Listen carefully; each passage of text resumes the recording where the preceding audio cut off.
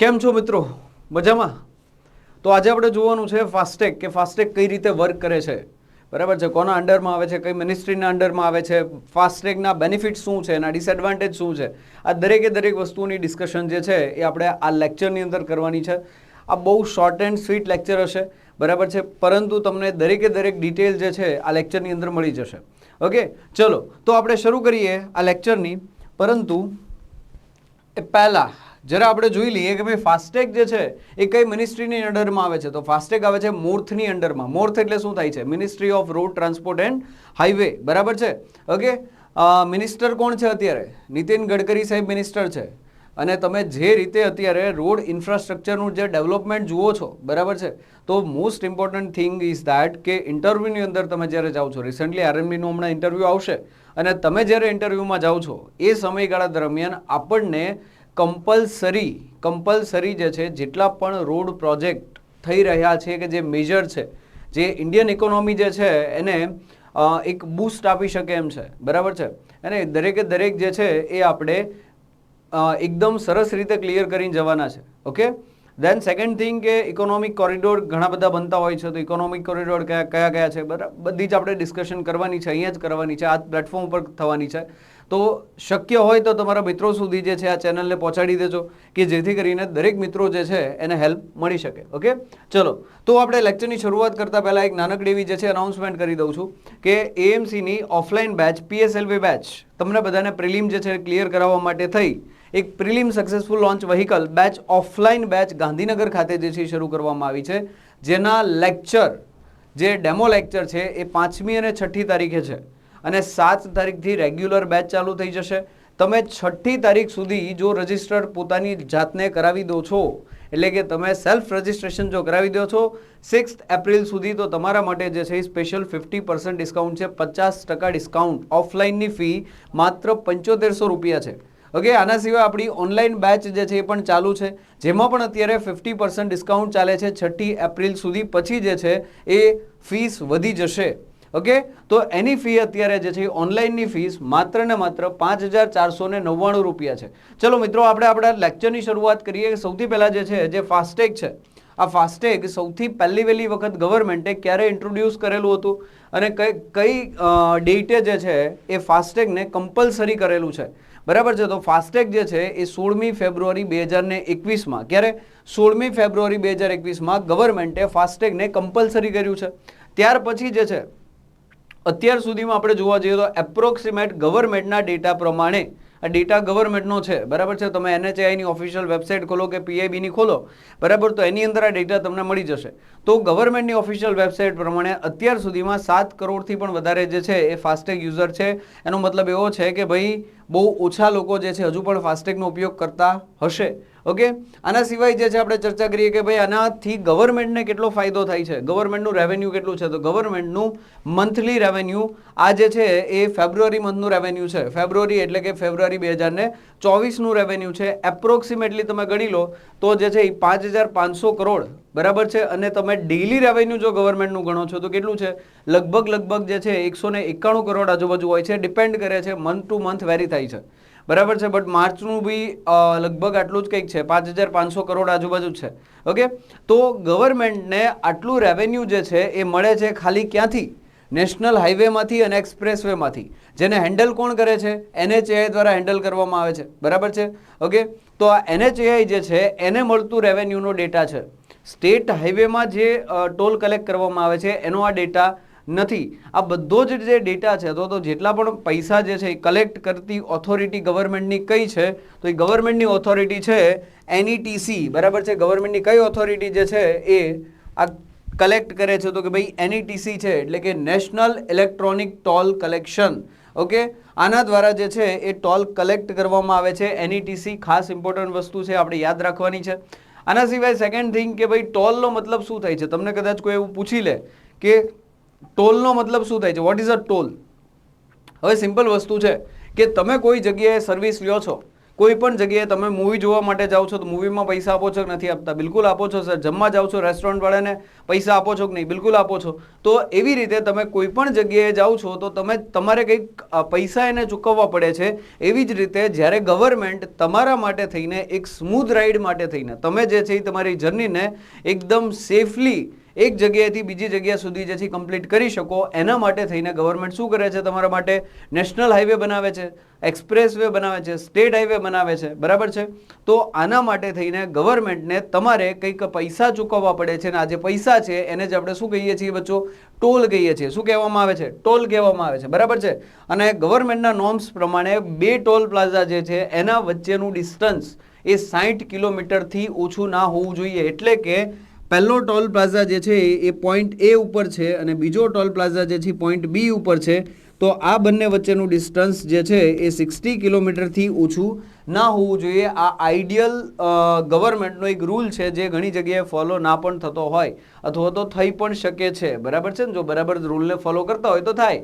બાકી જે છે ઘણી બધી જગ્યાએ તમે જોયું હોય બહુ નજીકના ડિસ્ટન્સની અંદર જે છે ટોલ પ્લાઝા આવી જાય, બરાબર છે? ઓકે, ચલો એના પછી જે છે આપણે વાત કરીએ કે આપણે આ જે સિસ્ટમ લઈ આવ્યા છીએ ફાસ્ટેગની, તો આ ફાસ્ટેગની સિસ્ટમના કારણે બેનિફિટ શું થયા છે અને એના નુકસાન કયા કયા છે?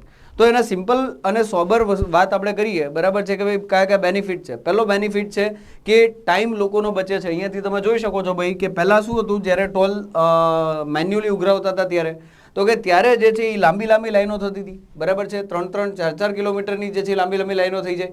તો હવે એ કન્ડિશનમાં જે છે એ લોકોનો જર્ની ટાઈમમાં જે છે, બરાબર છે, એ કેવો થઈ જાય છે? જર્ની ટાઈમ લોકોનો ઇન્ક્રીઝ થઈ જાય છે. આના સિવાય સેકન્ડ થિંગ કે ત્યારે જે છે એ કરપ્શન થવાના ચાન્સીસ મેક્સિમમ રહેતા હતા, હે ને ભાઈ? અહીંયાથી જે છે એ પેલી હરિપત્તી આપી દીધી અને બરાબર નાનકડી હરિપત્તી આપી દીધી, પહેલાં આટલું મોટું વ્હીકલ છે એને બહુ ઓછા ટોલમાં આગળ જવા દીધો.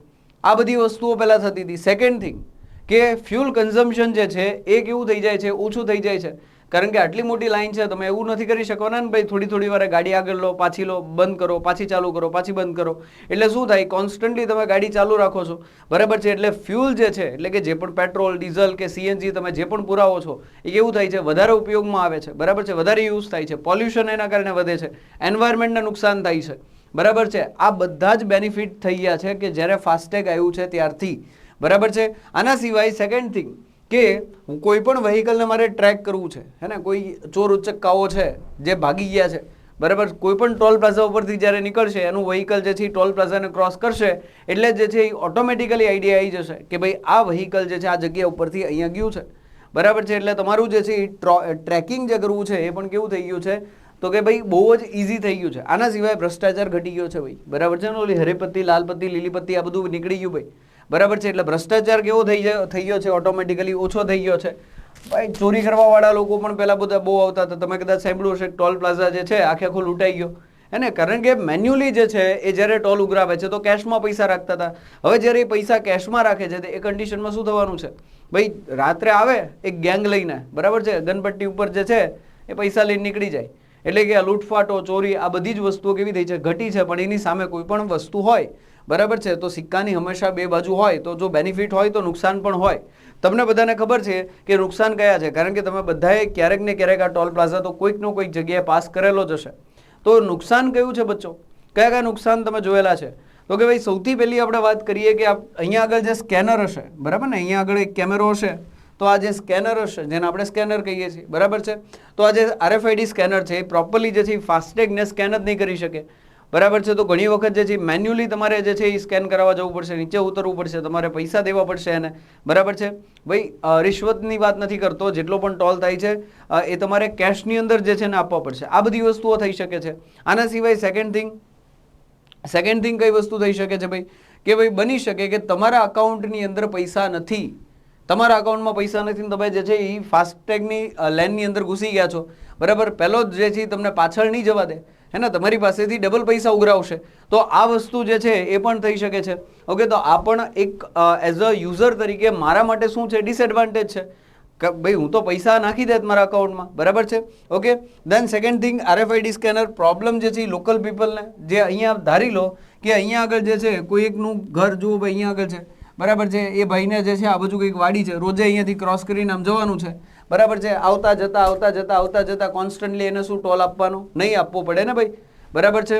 અને જો કોન્સ્ટન્ટલી એને જતા વખતે ટોલ આપો, પાછો આવે ત્યારે ટોલ આપો, પાછો જાય છે ત્યારે ટોલ આપો, મતલબ કે આવી રીતે જે છે આ તો ક્યારે બંધ જ ના થાય, હે ને? આ માણસ બચારો બધાનું ઘરનું બધું વેચીને આ બધું રહેવા આવી જાય, બરાબર. તો એના માટે જે છે ગવર્મેન્ટે અલગ નોર્મ્સ બનાવ્યા છે કે લોકલ પીપલ એટલે કે ત્યાં આગળ જે વસતા લોકો છે એને જે છે એક કાર્ડ આપી દે છે, એક અલગ કાર્ડ હોય છે, બરાબર. અથવા તો તમે કોઈ પણ ટોલ પ્લાઝામાં જાઓ છો, તમારા કોઈ હેવી વ્હીકલ છે ને હેવી વ્હીકલ જે છે એ કોઈ એક લોકલ ઓથોરિટી જે છે એના અંડરમાં આવે છે, તો તમારો ટોલ જે છે એ અમુક અંશે ઓછો કરી દે છે, કારણ કે તમે રેગ્યુલરલી જે છે એ જગ્યા ઉપર જાઓ છો, પ્લસ તમે એ જ જગ્યાના જે છે રહેવાસી છો, બરાબર. તો એમાં પણ તમને ટોલની અંદર શું મળે છે? છૂટછાટ મળી જાય છે, ઓકે.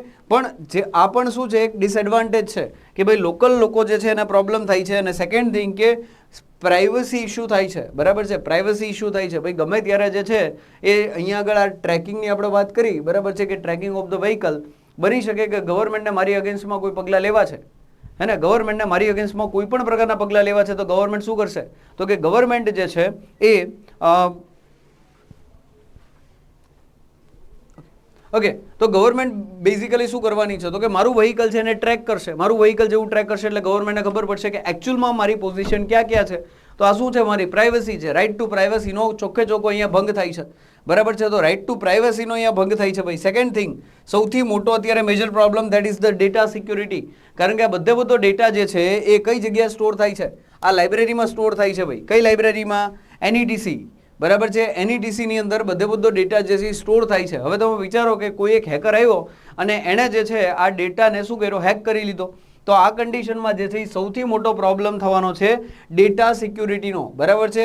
એન્ડ ધેન ક્લોનિંગનો પ્રોબ્લેમ થાય છે. ક્લોનિંગ મતલબ શું થાય છે ભાઈ? તમને બધાને ખબર જ હશે કે એક જ વસ્તુ, આપણે નવો ફોન બદલાઈએ ત્યારે આવે છે ને ક્લોનિંગ. તમે બે ફોનનું કરી શકો છો કે આનો ડેટા સીધો આમાં ટ્રાન્સફર કરી શકો છો, ઓકે. દેટ મીન કે એક ફાસ્ટેગ છે, બરાબર, એના જ જેવું હુબહુ એના જેવું એવું જ સ્કેનર બનાવીને બીજું એક ફાસ્ટેગ પણ બની શકે છે ભાઈ. બધી જ ટેકનોલોજી અવેલેબલ છે, બરાબર છે, હે ને? મોદી સાહેબ જે છે ને ગરબાજો કરાવી શકતા હોય, બરાબર છે, તો દરેક ટેકનોલોજી હેકર પાસે તો હોય જ. તો ક્લોનિંગ પણ થઈ શકે છે. તો ભાઈ હવે એવું થાય ઘણી વખત કે ફાસ્ટેગ બીજાનું હોય ને પૈસા કપાતા હોય ભાઈ, વાપરતો હોય કોઈક બીજું અને પૈસા કપાતો હોય કોઈક બીજાનામાંથી, બરાબર છે, ઓકે. તો આ બધા શું છે એના ડિસએડવાન્ટેજ છે, ઓકે. આ બધા જ શું છે એના ડિસએડવાન્ટેજ છે, ઓકે. ચલો, દેન એના પછી એક સૌથી મેજર ડિસએડવાન્ટેજ અહીંયા જોઈ લઈએ કે ભાઈ તમે ઘણી વખત જોયું હશે, હે ને? ઘણી બધી વખત તમે જોયું હશે કે તમને એમ કે ભાઈ પાછળ વ્હીકલ લે, બરાબર. તમે જે છે એ જ્યારે બૂમ બેરિયર પાસે ઊભા હો છો એક વ્હીકલ અને પાછળવાળો જે છે એ બહુ નજીક આવી જાય છે, એના કારણે તમારું ફાસ્ટેગ જે છે એ સ્કેન નથી થતું. તો એના કારણે શું કહે છે પાછળવાને? ભાઈ પાછળ લે, હે ને? એને પેલા બમ્પની બહાર મોકલી દે છે ત્યારે સ્કેન થાય છે. તો આ સૌથી એક મેજર પ્રોબ્લેમ છે કે 3 થી 4 મીટર જે છે બે વ્હીકલ વચ્ચે ડિસ્ટન્સ રાખવું પડે છે. બાકી ઘણી બધી વખત એવું થાય કે આજે આપણું RFID સ્કેનર છે, આ RFID સ્કેનર જે છે એને સ્કેન જ નહીં કરી શકે. આપણું જે ફાસ્ટેગ છે, બરાબર, એને સ્કેન જ નહીં કરી શકે. આ પ્રોબ્લેમ પણ ઘણી બધી વખત જે છે જોવા મળે છે, ઓકે. ચલો, ફાસ્ટેગ જે છે, બરાબર છે, તો ફાસ્ટેગ RFID ફાસ્ટેગ કોની સાથે ડાયરેક્ટલી કનેક્ટેડ છે? તો કે જે પણ યુઝર છે એના બેંક અકાઉન્ટ સાથે કનેક્ટેડ છે. એટલે કે જેવું તમે કોઈ પણ ટોલ પ્લાઝાને પાસ કરશો એટલે ઓટોમેટિકલી જે છે એ તમારા બેંક અકાઉન્ટમાંથી એ પૈસા કેવા થઈ જશે? ડિડક્ટ થઈ જશે, બરાબર છે. એટલે તમારે મેન્યુઅલી પૈસા આપવાની એની અંદર કોઈ પણ પ્રકારની જરૂર પડતી નથી. કઈ ટેકનોલોજી ઉપર વર્ક કરે છે બચ્ચો? તો RFID ટેકનોલોજી ઉપર વર્ક કરે છે. એનો મતલબ શું થાય છે? રેડિયો ફ્રીક્વન્સી આઈડેન્ટિફિકેશન ડિવાઇસ થાય છે. રેડિયો ફ્રીક્વન્સી આઈડેન્ટિફિકેશન ડિવાઇસ, આની અંદર બે ડિવાઇસ છે, એક એક્ટિવ ડિવાઇસ છે અને બીજું જે છે પેસિવ ડિવાઇસ છે, બરાબર છે. હવે એક્ટિવ ને પેસિવનો મતલબ શું થાય? એક્ટિવ એટલે કે વારંવાર ભાઈ હોય ને ઉમળકા આવતો હોય, હરખના ઉમળકા આવતા હોય, બરાબર છે. બહુ એક્ટિવ માણસ હોય કોઈ અને બહુ જે છે એકદમ શાંત માણસ હોય ને એકદમ નિરાતે વેલાન જેમ પડ્યા હોય, બરાબર. તો એક્ટિવ ડિવાઇસ કોને કહેવાય છે? કે જેની અંદર જે છે કંઈક બેટરી વગેરે જે છે લગાવવામાં આવેલું હોય છે, બરાબર છે. That is the RFID scanner, કે જે દરેક જે છે એ સ્કેન, જે બારકોડ જેવું છે આપણું ફાસ્ટેગ, તો એને શું કરી શકે છે? સ્કેન કરી શકે છે. That is the active device, એટલે કે RFID સ્કેનર કે જે ફાસ્ટેગને સ્કેન કરે છે. આ કેવું ડિવાઇસ છે? This is the active device. અને પેસિવ ડિવાઇસ એટલે શું છે? ત્યાં ને ત્યાં ચિપકેલું હોય. તો એ કયો કોણ છે ભાઈ? ફાસ્ટેગ, જેને શું કહેવાય છે? RFID ફાસ્ટેગ કહેવાય છે. તો RFID ટેગ કહેવામાં આવે છે. That is our FASTag. આ કેવું ડિવાઇસ છે? પેસિવ ડિવાઇસ છે, ઓકે. ચલો, હવે આપણે જોવાનું છે કે ફાસ્ટેગ જે છે એ એકચ્યુઅલમાં વર્ક કઈ રીતે કરે છે. કઈ રીતે તમારા બેંક અકાઉન્ટમાંથી પૈસા જે છે એ અચાનક જ જે છે એ 80 રૂપિયા 100 રૂપિયા 120 રૂપિયા જેટલો પણ ટોલ છે એ ઓટોમેટિકલી કપાઈ જાય છે, એવું તો શું હોય છે, કઈ સિસ્ટમ હોય છે, તો એની આપણે ચર્ચા કરીએ. જો સરસ મજાનું જે છે અહીંયા એક ફોટો બતાવ્યો છે, આની અંદર દરેકે દરેક વસ્તુઓ તમને ખબર પડી જશે. ઓકે, સૌથી પહેલા બચ્ચો શું થાય છે જુઓ, તો કે સૌથી પહેલા જે છે એ તમે અહીંયા ગાડી લઈને ફાસ્ટેગ પાસે ફાસ્ટેગને તમારું લઈ અને અહીંયા આગળ ટોલ પ્લાઝા છે ત્યાં પહોંચો છો, બરાબર છે. આને શું કહેવામાં આવે છે, આને શું કહેવાય છે, આને કહેવાય છે બૂમ બેરિયર કહેવાય છે. શું કહેવાય છે, આને કહેવાય છે બૂમ બેરિયર, બરાબર ને. ઓકે, ધીસ ઇઝ ધ બૂમ બેરિયર. હવે જ્યારે તમે અહીંયા આગળ પહોંચો છો એટલે શું થાય છે, તો કે RFID સ્કેનર એટલે કે અહીંયા આગળ જે કેમેરો વગેરે લગાવ્યું હશે, બરાબર છે, આ એને શું કરે છે, સ્કેન કરે છે. કોના મદદથી સ્કેન કરશે, તો કે એમાં જે છે એ રેડિયો એક્ટિવ વેવ્સ જે છે નીકળતા હશે, બરાબર છે. એટલે રેડિયો વેવ્સ એની અંદરથી નીકળતા હશે, તમને આ દેખાતું હશે રેડિયો વેવ્સ આપણા ક્યાં જતા રહ્યા, યસ, આ રેડિયો વેવ્સ જો અહીંયા નીકળે છે, બરાબર છે. એટલે રેડિયો વેવ્સના મદદથી શું કરે છે, તો કે આને સ્કેન કરશે. ઓકે, તો આ રેડિયો વેવ્સ નીકળશે અને આ રેડિયો વેવ્સ જે છે એ ફાસ્ટેગની જેટલી પણ તમારી ડિટેલ્સ છે, જેટલી પણ આ વ્હીકલની ડિટેલ્સ છે, જેમ કે યુઝરનું જે છે, ઓકે, આ વ્હીકલનું યુઝરનું નામ શું હોય છે, બરાબર છે, ઇવન તમારો જે છે ગાડી નંબર, આના સિવાય જે છે એ ગાડીનો વજન કેટલો છે, આ દરેકે દરેક વસ્તુઓ જે છે એ જે અંદર બેઠેલો માણસ છે એને ખબર પડી જશે, બરાબર છે. એટલે આને સ્કેન કરશે. આ જો તમે જોઈ શકો છો કે આ અહીંયા શું લગાવ્યું છે, ધીસ ઇઝ ધ ફાસ્ટેગ, આ ફાસ્ટેગ લગાવેલું છે. અહીંયાથી ડેટા સ્કેન થઈ અને ક્યાં જશે, તો કે અંદર ટોલ પ્લાઝાની સિસ્ટમમાં જશે, જે PC વગેરે મૂક્યું હશે ત્યાં આગળ જશે. આ ટોલ પ્લાઝા સિસ્ટમમાં જઈ અને ત્યાંથી જે છે એ વેરિફિકેશન માટે ક્યાં જવાનું છે ભાઈ, એક્વાયર બેંકની અંદર જશે. આ એક્વાયર બેંકનો મતલબ શું થાય છે કે જ્યાં આગળ ટોલ પ્લાઝાવાળા જે છે એના પૈસા જમા થાય છે એ વાળી બેંક, એને શું કહેવાય છે, એક્વાયર બેંક કહેવાય છે. તો ત્યાંથી ક્યાં જવાનું છે ભાઈ, એક્વાયર બેંકની અંદર, એટલે કે ટોલ પ્લાઝાની બેંક છે ત્યાં આગળ જવાનો છે એ ડેટા, બરાબર છે. હવે એ જે ડિટેલ વેરિફિકેશન માટે મોકલશે આ બેંકવાળા, એ કઈ જગ્યાએ મોકલવાના છે, NETC. NETC એટલે શું થાય છે, તો કે નેશનલ ઇલેક્ટ્રિકલ ટોલ કલેક્શન, બરાબર છે. ઓકે, તો આ NETC ની અંદર જશે. ઓકે, આ નેશનલ ઇલેક્ટ્રોનિક ટોલ કલેક્શન જે છે એની અંદર એ બેઝિકલી છે શું, તો કે ઇટ ઇઝ અ લાઇબ્રેરી. જેટલા પણ લોકો છે એની પાસે, સોરી, જેટલા પણ લોકો છે એની પાસે આ ફાસ્ટેગ છે, બધાનો ડેટા ક્યાં આગળ સંગ્રહ થયેલો છે, NETC ની અંદર, બરાબર છે. તો આ બેઝિકલી એક લાઇબ્રેરી છે જ્યાં આગળ બેંકમાંથી વેલિડેશન માટે જશે કે ભાઈ આ ખરેખર સાચું ફાસ્ટેગ છે કે નથી, બરાબર છે. ઓકે, તો અહીંયા આગળ વેરિફિકેશન માટે ડેટા જતો રહ્યો. હવે વેરિફિકેશન થઈ ગયું પછી શું થવાનું છે, તો કે ફાસ્ટેગ જે છે, બરાબર છે, એનું વેરિફિકેશન થઈ ગયા પછી ડેટા પાછો જે છે back to the acquire bank પાસે આવી જશે. ઓકે, આ જો અહીંયા દેખાડ્યું છે તમને કે ભાઈ વેરિફિકેશન બધું થઈ ગયું છે, પાછો જે છે એક્વાયર બેંકની અંદર ડેટા પાછો આવે છે. હવે એક્વાયર બેંકની અંદર ડેટા પાછો આવે ત્યાંથી જે છે ટોલ કેલ્ક્યુલેશન કેટલું છે, બરાબર, કે ભાઈ કેટલો ટોલ આ ભાઈ પાસેથી લેવાનો છે, તો અહીંયા બતાવ્યું છે જુઓ કે કેટલું ટોલ કલેક્શન કરવાનું છે. ભાઈ 100 રૂપિયા લેવો છે, 120 લેવો છે, 150 છે, ભાઈ મન ફાવે એટલો ના લઈ શકાય, બરાબર છે. કારનો ટોલ અલગ હોય, વ્હીકલ 2XL ના છે, 3XL, 4XL, 5XL, 7, 6, 8, 9, 10 અલગ અલગ એક્સેલ વાઇઝ, લોડ વાઇઝ જે છે એ કેલ્ક્યુલેશન કરેલી હોય કે કેટલો ટોલ લેવાનો છે.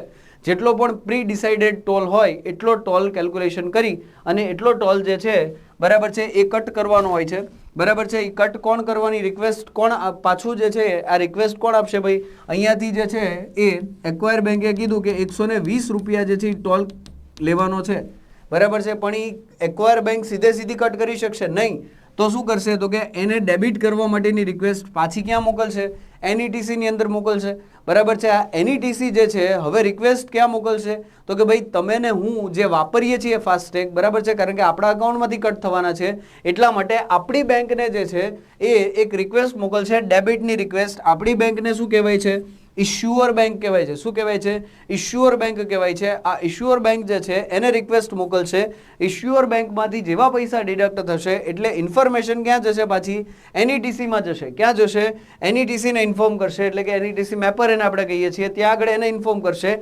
NETC મેપર ક્યાં કરશે ઇન્ફોર્મ, તો કે એક્વાયર બેંકની અંદર, અને એક્વાયર બેંક ક્યાં કરશે, ટોલ પ્લાઝાની અંદર.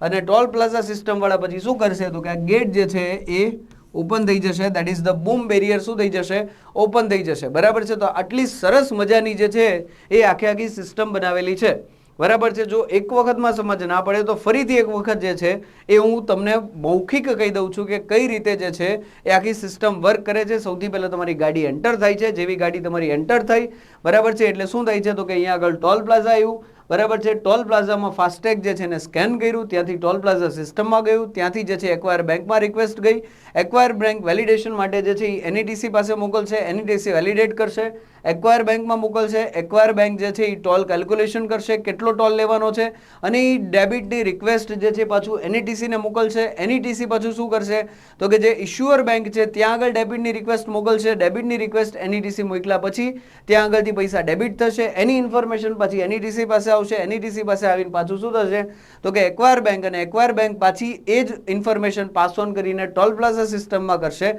અને અહીંયાથી બૂમ બેરિયર ઓપન થઈ જશે. તો આવી સરસ મજાની આખી સિસ્ટમ ફાસ્ટેગની જે છે બનાવવામાં આવેલી છે. આઈ હોપ કે તમને આ વસ્તુ ક્લિયર છે.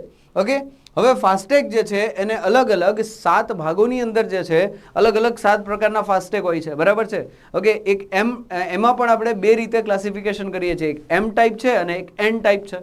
M ટાઈપ ફાસ્ટેગ જે છે, આ M ટાઈપની અંદર તમે ને હું જો પ્રાઇવેટ વ્હીકલ લઈને જતા હોય તો એ શેમાં આવીએ છીએ તો કે M ટાઈપનું આપણી પાસે ફાસ્ટેગ હશે. તમે જોજો ફાસ્ટેગનો આપણો જે કલર હશે એ વાયોલેટ કલરનો હશે ને, કંઈક આવો કલર હશે, વાયોલેટ કલર જે છે, બરાબર છે. તો આવું ફાસ્ટેગ આપણી પાસે હોય તો કયા ટાઈપનું ફાસ્ટેગ છે? M ટાઈપનું, એટલે કે આ પ્રાઇવેટ વ્હીકલ માટેનું ફાસ્ટેગ છે.